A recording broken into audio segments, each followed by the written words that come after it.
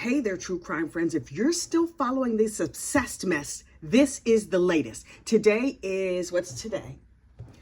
Tuesday, October 30th, 2023. Listen, you got to timestamp this mess because the scandal is a fast moving situation. It is 4:40 in the morning. Sorry, 4:50 in the morning. I'm an early riser. So look, this is when last we left. Ellyn and Joey were getting a lot of support from other podcasters from around the podcast universe, and Gillian and Patrick were silent, and Landry, what's her last name? Newell and Collier Landry were radio silence. So look, this is the tea that I heard overnight. Number one, Terra and Collier have reportedly apologized to Joey and Ellyn, and their apology has been accepted, which I think is really, really wonderful. But child, the tea is spilling all over the place. It's like, oh, but like on those commercials, but wait, there's more. So look, there are a lot of Obsessed Network fans who were like, I want to go to Obsessed Fest. One woman by the name of Ellyn, was working, I guess, I don't know, for Mischief Management, and agreed to be a handler for Terra and Collier during Obsessed Fest. Well, she has put out a message to break down her entire situation, what happened from her point of view. And apparently, the culprits behind all this mess, Gillian Pensavalle and Patrick Hinds, and possibly also Steve Tipton.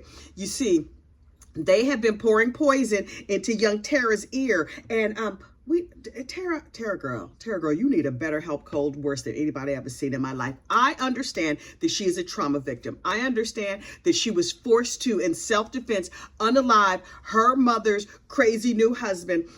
She reportedly has PTSD and walks around with a knife. This is not the lady you want getting upset going off on you. I'm just saying. Like, why don't she keep grenades in her purse? It all sounds crazy, but I give her nothing but grace. I have a lot of compassion for her. And so Gillian and Patrick and the Obsessed Network folks were over there chitty chatting, saying a lot of stuff, and got Miss Tara all worked up. And she maybe should have been at the nervous hospital instead of over there at the Obsessed Fest, but that ain't none of my business. So she went off on Ellyn, and then when she went back to like whatever space she was in, apparently she was like, oh, I might have, we should maybe apologize. Now, look, this is all according to her handler, the person that was with them all weekend at Obsessed Fest. Terra and Collier wanted to meet with Joey and Ellyn and apologize for their bad actions. It was Gillian and Steve and Patrick Hinds who were like, they're just gonna lie. They don't want to meet with you. And Mischief Management confirmed, oh yes, Joey and Ellyn have no interest in meeting with you. Oh, they're just gonna lie. Might that have been a teensy bit of projection? And they were saying, they were apparently very busy saying, Ellyn is just trying to ruin Patrick's life, and Ellyn is terrible, and Ellyn lies, and Ellyn. Why y'all so hung up on Ellyn? And apparently Gillian Pensavalle is out here in these true crime streets saying that she was once verbally attacked by Ellyn. Okay.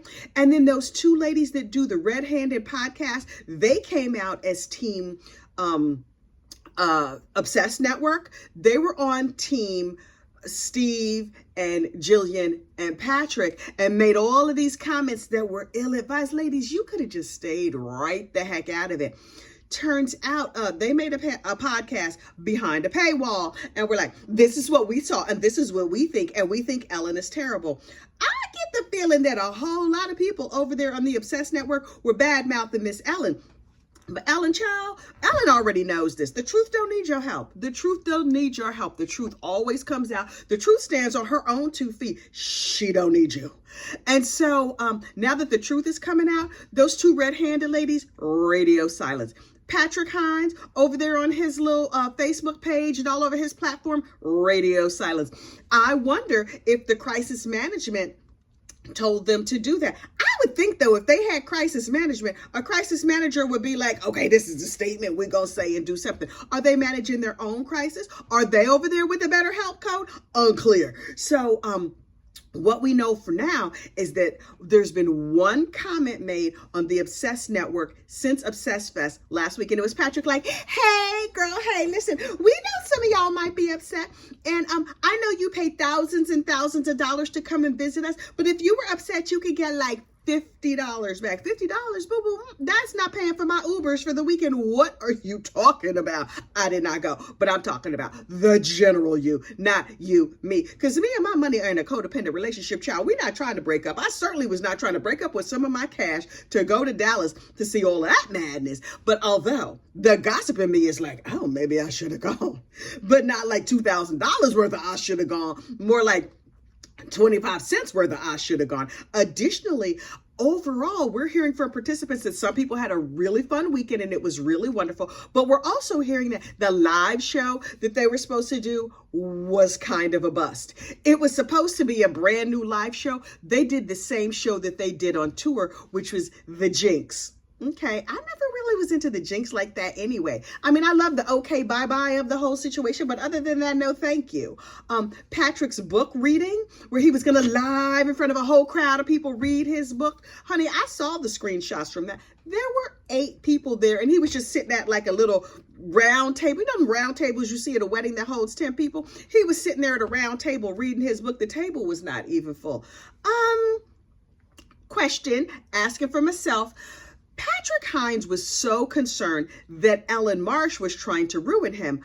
Might Patrick Hinds have ruined himself? You know how sometimes that happens? People don't feel like they deserve or whatever, imposter syndrome, I don't know. And then they blow up their whole situation.